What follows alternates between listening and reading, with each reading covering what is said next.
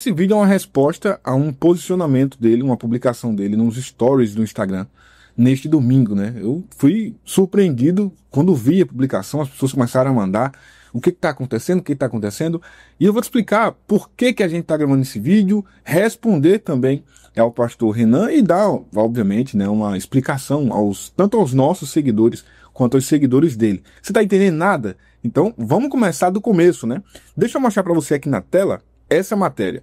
Essa matéria foi publicada ao longo da semana passada, na verdade do final de semana, no fuxicogospel.com.br, e diz assim: TRE do Rio manda pastor Renan Lopes devolver 174 mil por irregularidades eleitorais.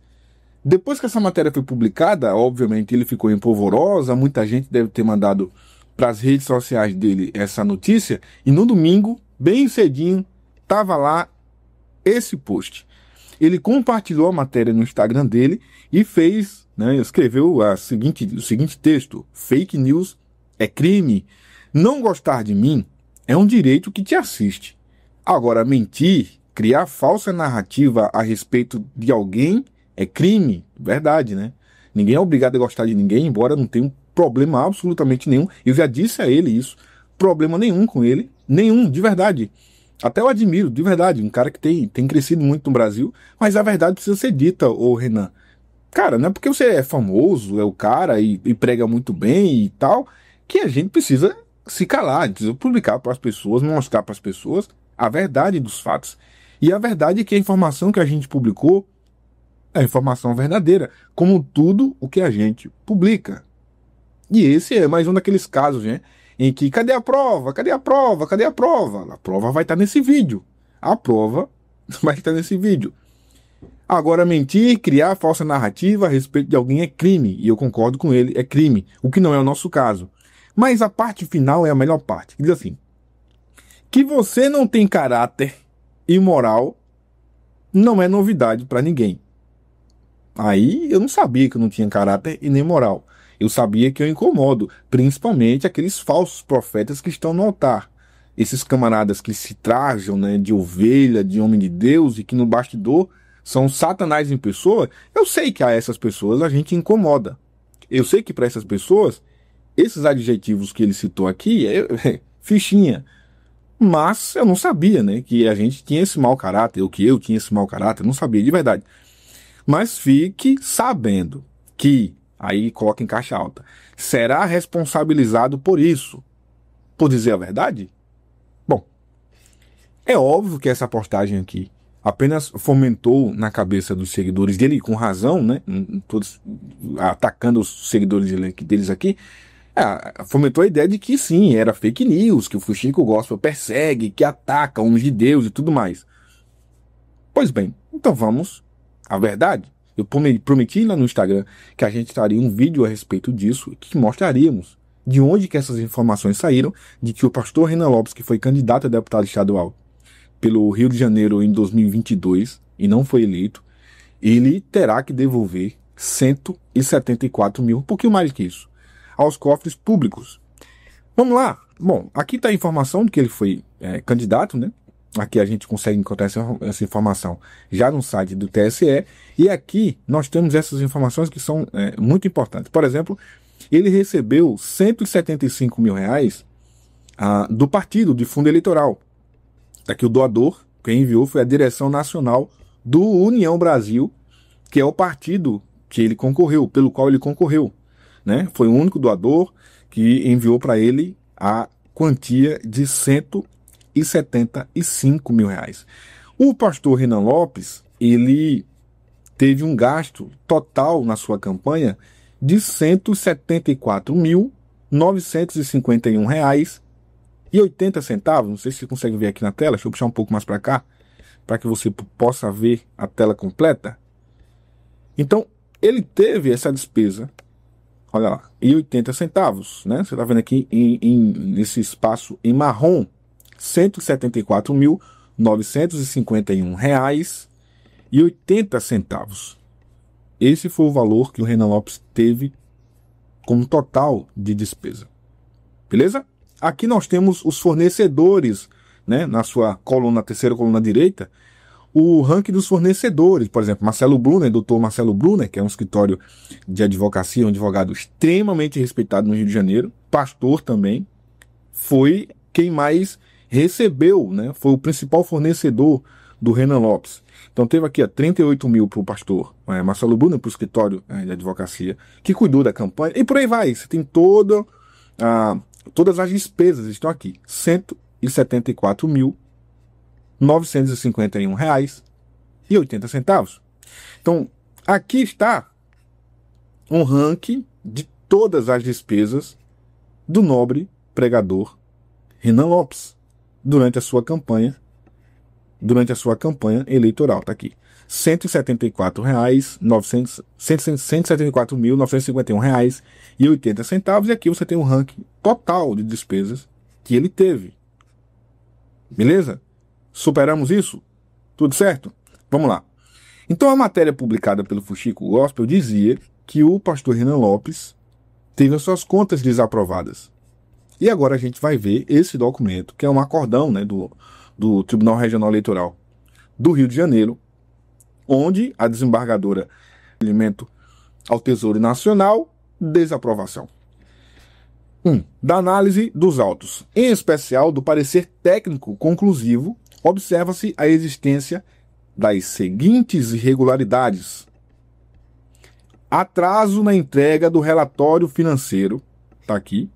Atraso, aqui ela vai listar, né, a razão que leva ela a dar o voto dela, né? Por que o voto dela vai ser daquele jeito. Então, tem as justificativas. Atraso na entrega do relatório financeiro da campanha relativo à doação recebida no valor de 75 mil, que representa 42,86% do total de receitas, em contrariedade ao disposto no artigo 47 da resolução do TSE.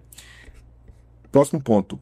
Prestação de contas entregue após o prazo estabelecido, omissão de despesas na prestação de contas referentes a notas fiscais eletrônicas constantes da base de dados da Justiça Eleitoral no valor de R$17.005, equivalente a 9,73% das despesas contratadas em descumprimento ao disposto no artigo 53, omissão de despesas na prestação de contas referente a notas fiscais eletrônicas constantes da base de dados da Justiça Eleitoral no valor de R$17.005.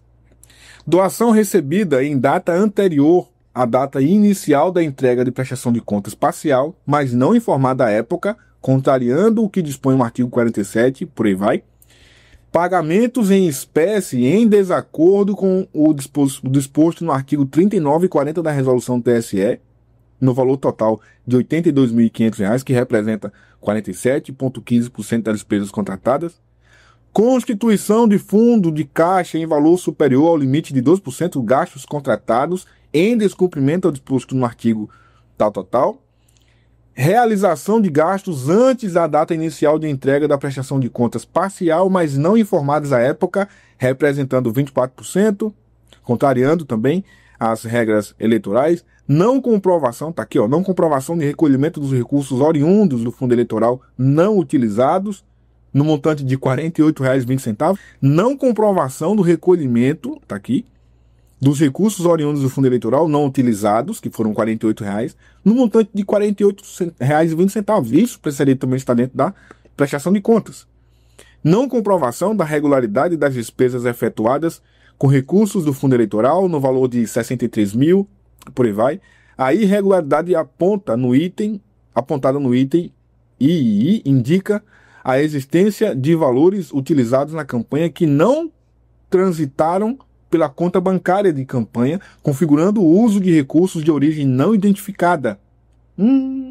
O que implica o recolhimento do valor em questão ao Tesouro Nacional, segundo a resolução do TSE. A utilização indevida ou a ausência de comprovação da regular utilização de recursos do fundo eleitoral, apontados nos itens tal, implica recolhimento do valor correspondente ao Tesouro Nacional, ou seja, tem que ser devolvido, e por aí vai. Agora eu vou finalizar.